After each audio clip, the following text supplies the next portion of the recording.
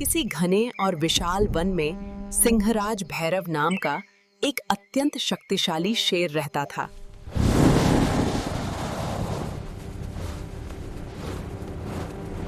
वह रोज शिकार पर निकलता था और अपने बल पर पूरे जंगल में आतंक फैलाता था।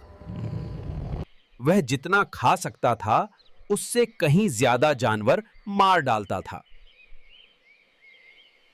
सबको लगने लगा कि अगर यह सिलसिला चलता रहा तो जंगल पूरी तरह खाली हो जाएगा। जंगल के जानवरों में धीरे धीरे डर फैल गया। हर कोई सहमा हुआ था और चारों ओर डर की खामोशी छाई हुई थी।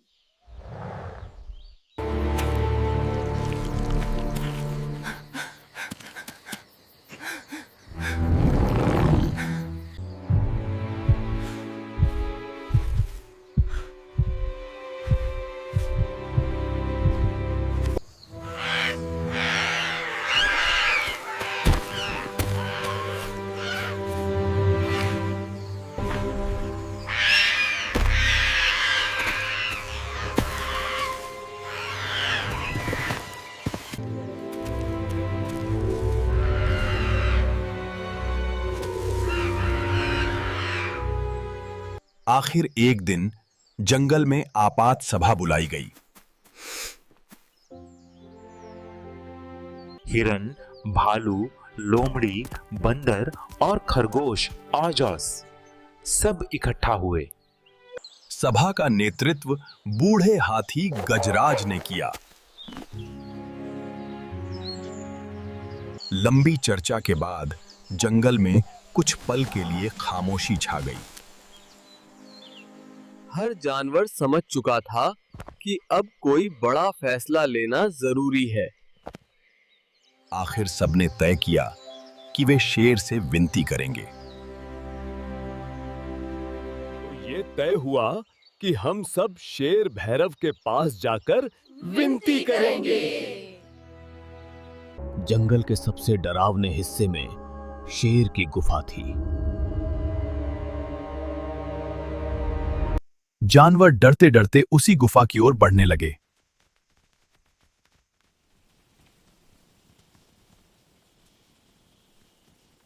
उन्हें पता था कि यहीं सिंहराज भैरव रहता है। क्यों आए हो तुम सब? मौत बुला लाई है क्या तुम सबको? महाराज, हम सब एक विनती लेकर आपके पास आए हैं। महाराज, आप हमारे राजा हैं और हम आपकी प्रजा। जब आप शिकार पर निकलते हैं तो बहुत जानवर मार डालते हैं। यदि हम सब खत्म हो गए तो आपके राज का क्या होगा? प्रजा बिना राजा कैसी? शेर थोड़ी देर सोच में पड़ गया। हम रोज आपके भोजन के लिए एक जानवर खुद भेज देंगे। ठीक है, पर याद रखना, जिस दिन भोजन नहीं पहुंचा जंगल का संहार कर दूंगा। उस दिन से जंगल में एक कड़वा नियम शुरू हो गया। रोज बारी बारी से एक जानवर शेर के पास भेजा जाने लगा। भारी मन और डर के साथ वह जानवर शेर की गुफा की ओर चल पड़ा। कुछ दिनों बाद बारी खरगोशों की आ गई।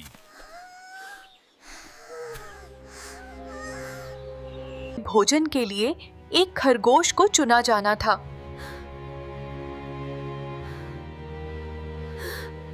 वो छोटा था लेकिन बेहद बुद्धिमान। उसका नाम था चिंटू। चिंटू कुछ देर अकेला बैठा रहा। उसने मन ही सोचा, यूं ही मर जाना मूर्खता है।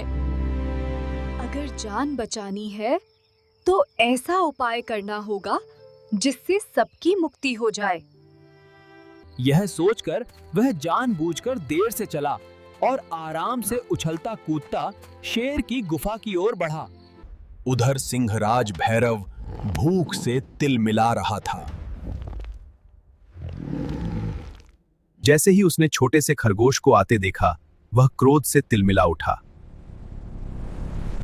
इतनी देर और ऊपर से इतना छोटा। किस मूर्ख ने तुम्हें भेजा है? आज सबको मार डालूंगा। महाराज, दोष मेरा नहीं। हम 6 खरगोश आ रहे थे, पर रास्ते में एक दूसरे शेर ने हमला कर दिया। उसने 5 को खा लिया। बड़ी मुश्किल से मैं बचकर आपके पास आया हूँ। क्या कहा?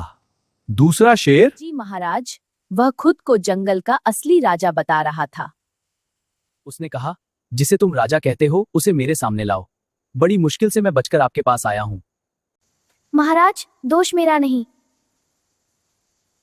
अब शेर का क्रोध आसमान छूने लगा। मुझे तुरंत उसके पास ले चलो।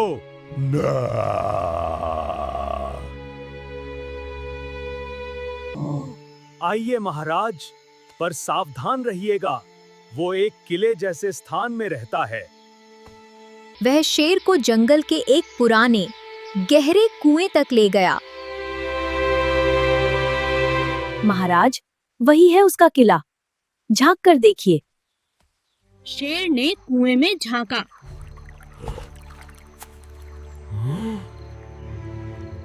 पानी में उसे अपनी ही परछाई दिखाई दी। शेर ने पूरी ताकत से दहाड़ मारी। कुएं में गूंज उठी उसकी आवाज। शेर को लगा कि कोई दूसरा शेर उसे खुली चुनौती दे रहा है। अब बच नहीं पाएगा।